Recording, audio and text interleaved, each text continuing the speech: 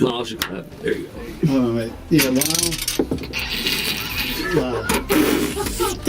Clap again.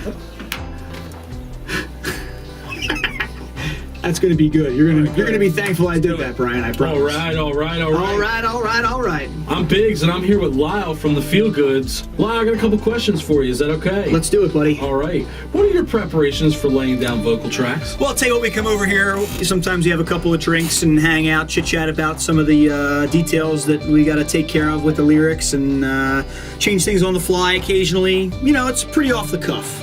Right. Hey, I'm here with Adam from the Feelgoods. How are you, Adam? I'm doing well. How about you? I am fantastic. Thank you. Look, I got some questions for you, if that's all right. Mm-hmm. All right. Adam, your two most prominent contributions to Soapbox Rhymes are the tracks Juliet and DJ E.T. Your brother Brian said you were hesitant about offering those tracks to be used on the album. How do you feel now that the album is finished?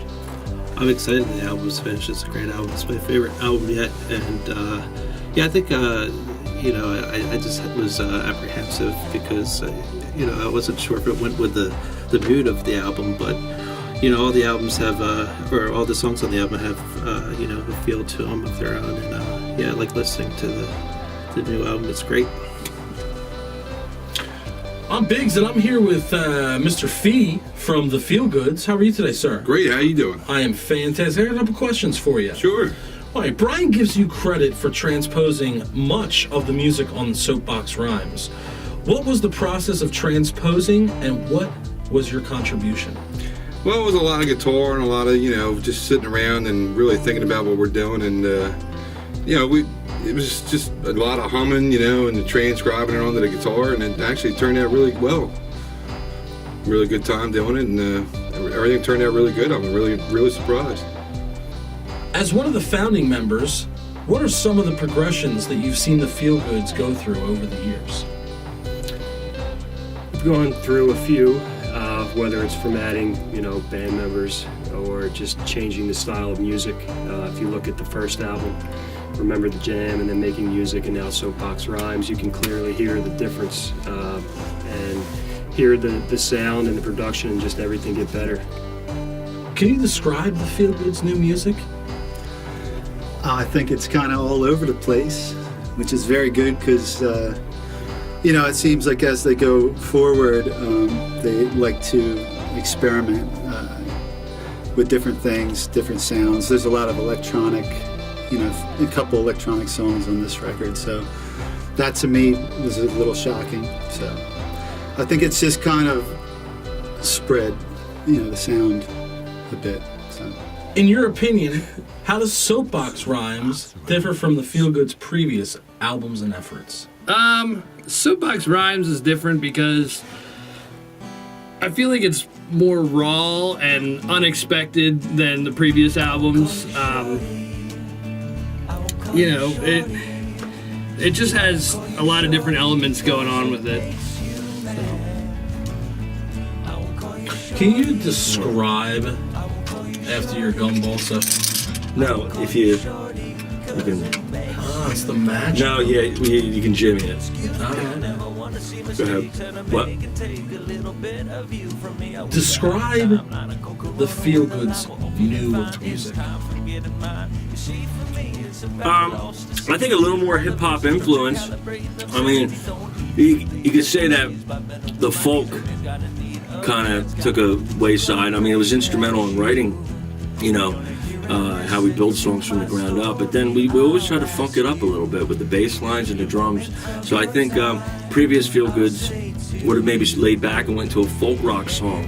But this time we took the same ideas of songs and we beefed it up with a little more hip hop, a little more modern type of bass to it. So that's a little bit how we changed and made it different this time.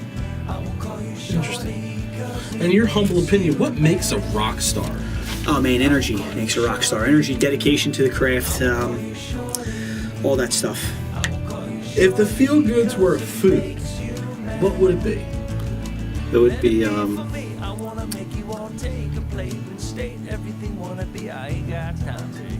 It'd be tasty. It'd be tasty, yeah. Yes, it would. But as far as food, it could be maybe maybe sushi, because there's different kinds of rolls you can make. I like it. I like it. What do you do best as a feel good?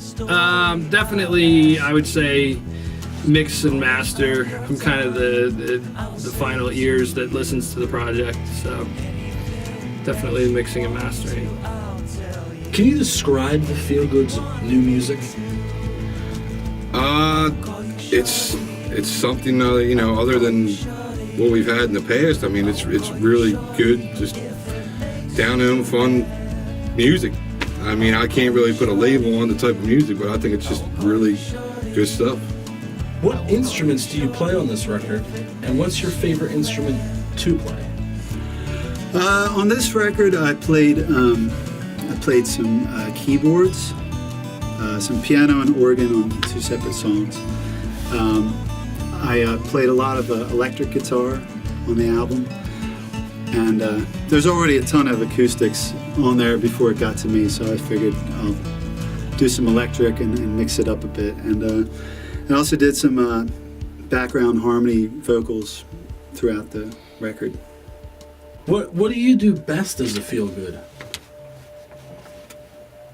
I would say organize. You could say I do anything good if you look from an outside perspective looking in, but organizing is the most important key. I think if it wasn't organized properly, nothing would be happening. We wouldn't have 3 albums under our belt. We have a clear vision of the types of promotions we got to do next. We have a clear vision of what types of projects we're going to do. We're going to do some industry-specific music next, to try to get into a niche market, but and to push in a different direction than just the average, hey, listen to my song on the radio type of deal. So, yeah, that would be my answer. How does the Feelgoods challenge Lyle?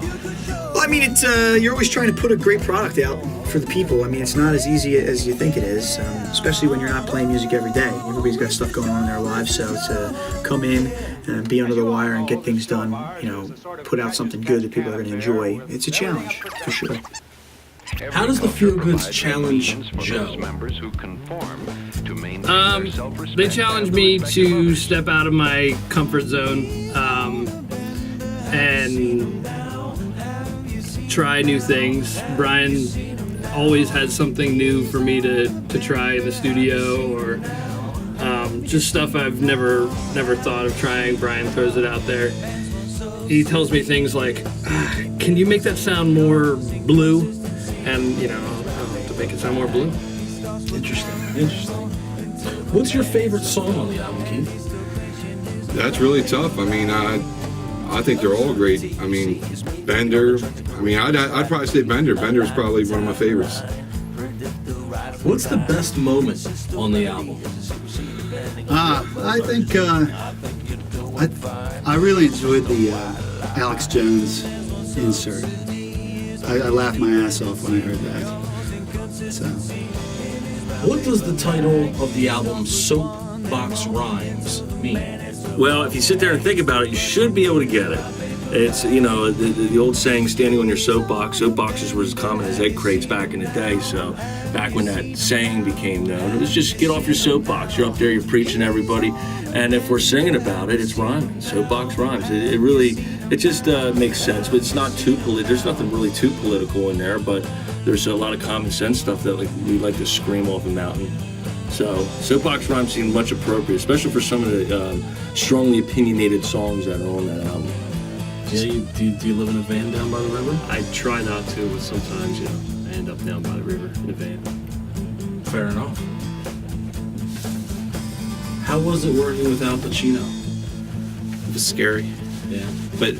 But I read good things about him afterwards, and they were right. He was pretty good. Adam, that's all the questions I have for you today. I appreciate your time, and thank you very much. Thanks. Just one like that. Yeah. All right. Yeah. All right.